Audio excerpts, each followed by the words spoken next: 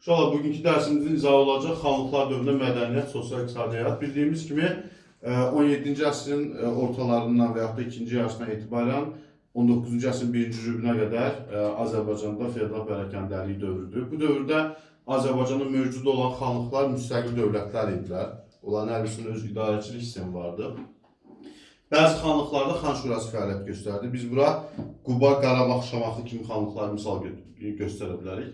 İdarəçilik sisteminə gəldikdə isə xanlıqlar birinci növbədə ərazi inzibati bölgüsünə görə mahallara bölünürdü, mahallar kəndlərə bölünürdülər. Vəzifə bölgüsünə görə birinci yerdə gəlirdi xan. Xan qeyri-məhdud hakimiyyətə malikdir. Vəzir xanın ən yaxın köməkçisi hesab olunurdu. Onun siyasi və maliyyə işlərinə baxırdı. Naib mahalları idarə edirdi. Yüzbaşlar və kəndxudalar kəndləri idarə edirdilər. Kənartərlər və qalabəylər isə şəhərləri idarə edirdilər. Bu dövrdə darğa şəhərdə, doğru dillə desək, polis vəzifəsini yerinə yetirirdi, yəni asayişi qoruyurdu. Kəndlər üç qrupa bölünürdülər xanlıqlarda: rəiyyət, rəncbər və elat. Rəncbərlər heç bir istehsal vasitəsi, heç bir məşğulat olmayan kəndi idi. Elatlar isə deməli köçmə həyat tərzi yaşayan kəndlər idi. Elatların içərisindən Maaf adlı xüsusi bir təbəqə formalaşmışdı.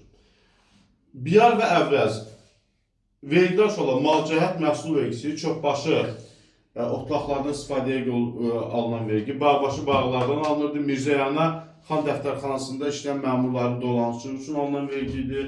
Biyar kəndlinin gedib bəy təsərrüfatının pulsuz işləməsi, əvrəz isə kəndlilərin ailəvi formada bəy təsərrüfatında işləməsi idi. Şəhərlər 18-ci əsrdə yeni salınmış şəhərlər Ağsu, Şuşa və Quba şəhəri idi. Sənətkarlar bu dövrdə iki qrupa bölünürdülər.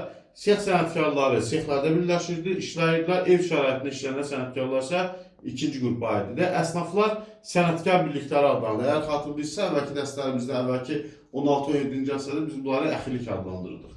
Maaflar Azərbaycan xanlıqlarında hakim zümrəyə daxil olmasa da, bəy olmasa da, ağa olmasa da imtiyazlı bir təbəqə vardı. Onlar maaf adlanırdılar. Maaflar xan ordusunun əsasını təşkil edirdilər və elatlardan toplanılırdılar. Bu dövrün mədəniyyətinə gəldikdə isə 18-ci əsrdə bu dövrün tarixi ilə bağlı ən maraqlı əsər deməli Əbdülrəzaq Dümbulinin Müasir Sultaniyə və yaxud da Sultanın Yaxşı İşləri adlı bir əsər var, o əsər idi.